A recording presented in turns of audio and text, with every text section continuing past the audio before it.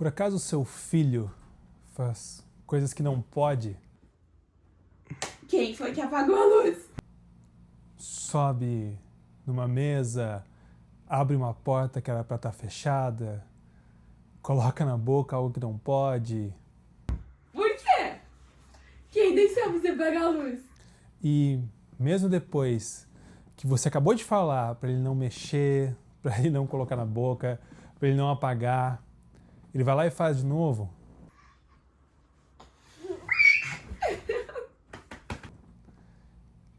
E, porventura, se ele aprendeu aquilo, ele vai e faz outra coisa diferente.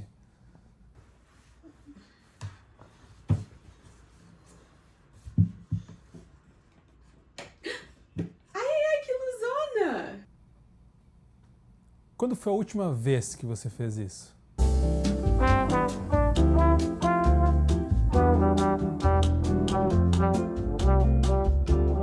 E eu não estou falando de subir na mesa ou abrir uma porta que não pode. Estou falando sobre curiosidade. Quando foi a última vez que você olhou para o mundo ao teu redor e ao invés de você reconhecer padrões, você descobriu algo?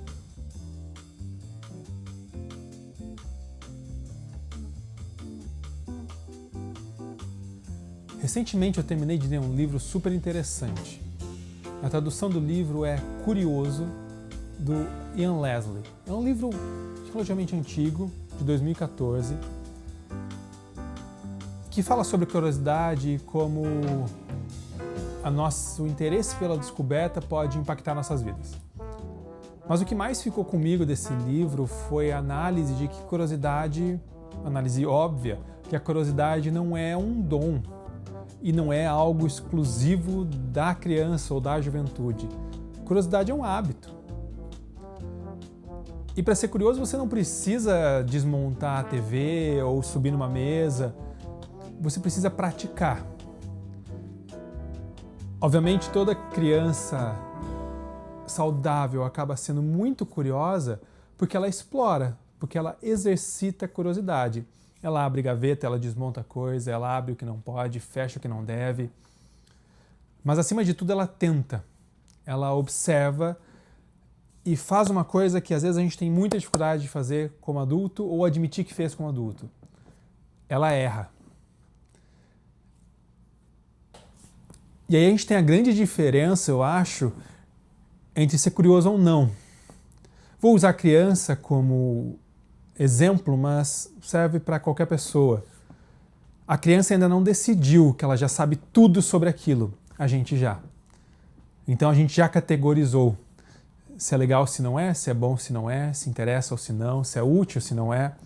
E ao colocar o mundo inteiro em caixinhas, o que sobra para a gente descobrir? Como é que a gente cresce?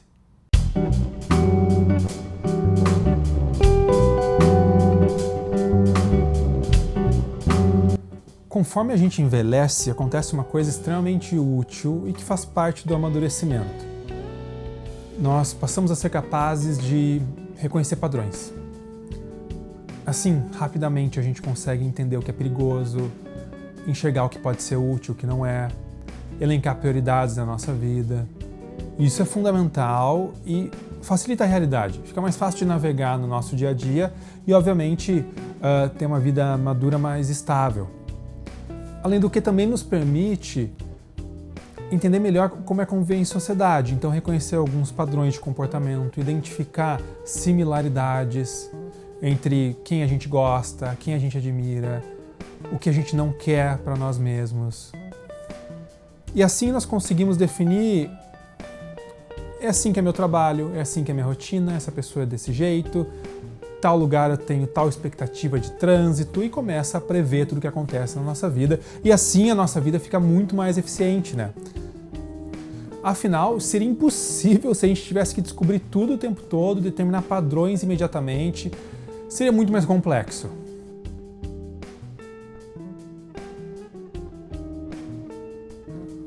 E aí é o ponto. Eu acho que existe um preço nessa habilidade extremamente útil e eficiente de reconhecer tudo de forma muito rápida, que é nós pararmos de enxergar as coisas. E eu lembro muito de uma situação em que eu estava na faculdade ainda, caminhando com um colega, e a gente estava passando pela mesma rua que sempre passávamos para ir para a faculdade. E esse colega meu só me cutucou e falou: cara, você já olhou para cima, já olhou para os prédios, já viu que interessante que é tudo que tem em nossa volta? E que coisa banal, né? Olhar para cima assim, eu não estou falando de uma coisa super lírica nem nada, mas é mudar perspectiva.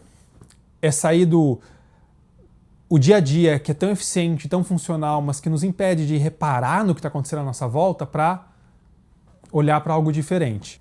Por que eu estou falando isso? Porque a gente passa pela mesma rua e não reconhece nada de diferente nos mesmos prédios. E isso se estende para todo o resto. A gente conversa com as mesmas pessoas e já tenta presumir o que elas são, o que elas pensam e como elas vão reagir. Isso nos enche de preconceito, vai nos tornando intolerantes, e tudo isso é disfarçado sobre uma ideia de que, eu já sei como ela é, eu já sei o que ela vai fazer, eu já sei o que ela vai dizer. E com isso, de fato, a gente vai ficando excelente em antecipar o mundo e organizar nossas tarefas. Mas identificar tudo, prever tudo, não é necessariamente enxergar. E puxa, se eu olho para tudo pensando, eu já sei o que isso é, não importa quão interessante seja o que está acontecendo ao meu redor, nada mais me surpreende.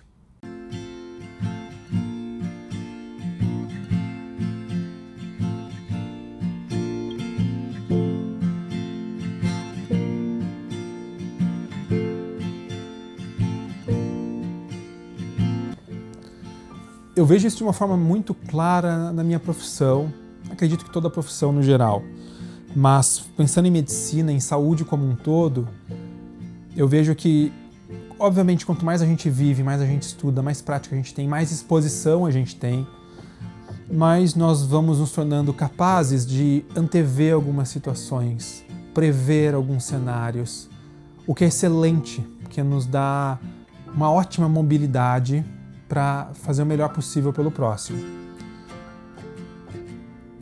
Isso serve para toda a profissão. Quanto mais maduro a gente fica em determinado cenário, mais a gente consegue se preparar. Serve para esporte. Quanto mais eu pratico um esporte, mais eu consigo me preparar para qualquer cenário dentro dele. Só que existe uma diferença enorme entre eu já vi isso antes e eu já sei o que está acontecendo. Esse é o risco. E esse gap a ser preenchido entre eu já vi o que está acontecendo e a curiosidade.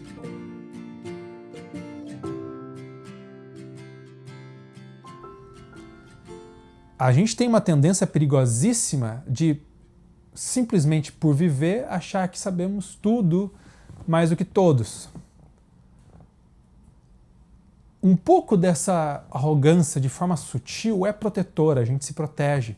A gente consegue se posicionar, defender o que a gente acredita, defender os nossos interesses, o que é muito bom.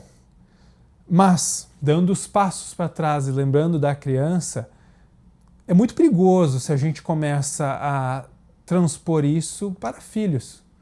Se a gente começa a passar esse senso de eu já sei tudo para uma criança, porque a criança não sabe, não deve saber, ela tem que descobrir. Ela tem que ser capaz de, testando, vivendo, aprendendo, categorizar a vida do jeito dela. Porque assim a gente não passa para ela nem os nossos conceitos pré-concebidos, nem os nossos traumas, nem os nossos medos e nem os nossos sonhos. Isso vai muito além da profissão e de criação, obviamente, porque dessa coisa dura de categorizar o mundo é que vêm as frases perigosíssimas. Minha mãe sempre foi assim. Eu não consigo mudar mais. Essa pessoa nunca vai ser diferente. Vem essa rigidez de conceito que a gente aplica aos outros, a nós mesmos e tem risco de aplicar aos nossos filhos. Porque tem a rigidez ruim, né? Tem essa coisa de nunca vai mudar, nunca vai ser diferente. Mas também tem a rigidez que é fantasiada de boa, de o meu sonho pro meu filho é esse, então eu quero que ele faça isso porque eu sonhei. Olha que incrível isso, né? Olha como a gente consegue navegar, refletindo um pouquinho os riscos que tem a gente deixar de ver o mundo de uma forma flexível e como isso pode passar para as pessoas que a gente mais ama, que a gente mais se importa, como uma cela, como uma prisão de perspectiva, porque a gente já definiu tudo para os outros. É daí que nascem, eu acredito, relacionamentos controladores, cenários tóxicos em que você convive com pessoas que, ao invés de estarem ansiosas para tudo que você vai descobrir com a sua curiosidade, já definiram tudo para você e já falaram, esse é o caminho que você vai seguir. E é muito importante a gente entender isso para se proteger e proteger a quem a gente ama, porque muitas vezes a pessoa que é curiosa, que é criativa, que sabe que está com fome de descobrir algo, ela é taxada como ignorante, sendo que é o oposto. Todo esse movimento por querer algo diferente, algo novo, é uma percepção muito rica de que falta algo. Algo ainda não encaixou. E os grandes descobridores, as grandes criadoras, os grandes artistas, os grandes profissionais em qualquer área, eles são, acima de tudo, capazes de perceber que falta algo e encaixar uma solução. E voltando para o livro do Ian Leslie, ele chama esse período em que a gente vive, isso em 2014, de uma era das respostas. Afinal, qualquer um de nós, estamos com fome? Aplicativo de comida. A gente quer se deslocar? Aplicativo de transporte. Dúvida? Inteligência artificial. Puxa, tudo isso é excelente, é muito cômodo, eu uso todas essas coisas diariamente. Mas se a gente fecha a porta para chegar até a resposta, se a resposta está imediata, é isso Ian Leslie fala, se a resposta está imediatamente nas nossas mãos, por que eu vou ser curioso? E fechando o nosso arco, não é porque a gente acha que já tem a resposta de tudo, porque é maduro, porque tem na ponta da mão a resposta de tudo, porque a gente estudou, porque a gente sabe, porque a gente acha que sabe, a gente não pode transportar tudo isso para os nossos filhos. E veja bem, não é que a gente não pode proteger eles, não é que a gente não pode cuidar deles e guiar eles, pelo contrário, essa é a nossa função. Mas se as nossas concepções baseadas no que a gente viveu começam a se tornar cercas ao invés de trilhos, a gente não está ajudando nossos filhos. A gente está podando eles de tudo que eles podem ser. Por fim, acho que um ponto super rico é que não é que o mundo ficou menos interessante. Não é que conforme a gente cresce, a gente para de achar tudo tão rico e tão novo. E não é também que a gente tem que fazer isso. Tudo ser extremamente interessante, tudo ser extremamente fantástico. Isso até pode ser bem supérfluo da nossa parte. Acho que a grande discussão é que a gente tem que mudar a nossa lente. A roupagem disso tudo é empatia. Mesmo quando os pais transferem os seus sonhos para os seus filhos, um pai que sempre quis ser um jogador de futebol, ou uma mãe que sempre quis ser uma pianista ou uma médica e transfere isso para os seus filhos, é em base de empatia, é em base de querer o melhor para os seus filhos. Ou seja, a grande maioria desses movimentos de proteger, guiar, orientar, ajudar, é baseado em empatia. Afinal, quando a gente não quer que a criança suba na mesa, não é porque a gente não acha divertido que ela suba, é porque a gente não quer que ela se machuque. Quando a gente não quer que a criança bote determinada coisa na boca, não é porque a gente não quer que ela descubra as coisas, é porque a gente não quer que ela se machuque. Agora, eu acho que o risco dessa empatia é que ela geralmente é unilateral. Ela só vai de eu quero que é melhor, eu quero mais proteção, eu quero mais cuidado. Mas a pessoa do outro lado, o que ela quer, empatia, afinal, é se colocar no lugar do outro. Um ponto que eu quero trazer para fechar esse assunto: busca na sua memória um momento em que você ficou genuinamente entusiasmado por algo, genuinamente feliz, apaixonado por algo, e você contou para alguém. E tenho certeza que você já teve essa reação de alguém alguma vez na sua vida, em que essa pessoa pegou todo esse entusiasmo e falou: puxa vida, mas olha só, o problema é esse, a dificuldade é essa, o cenário é esse. Talvez ela tenha feito isso por amor, talvez tenha feito isso por trauma, talvez uma mistura de tudo junto. De forma que a gente também pode fazer isso em algum momento com pessoas que a gente ama. Olhar para uma coisa que é fantástica para o outro e achar banal, ou não achar nada demais. E eu não acho que é porque a gente parou de achar o mundo interessante, ou parou de enxergar as coisas como algo diferente, ou algo rico, ou algo novo. Eu acho que a gente só ficou rápido demais para falar e para pensar. Isso eu já sei.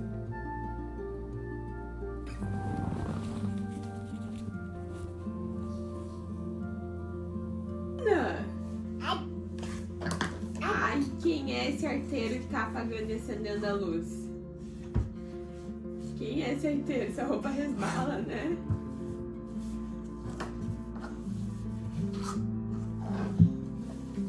Cuidado. O que você tá fazendo? O que você tá fazendo?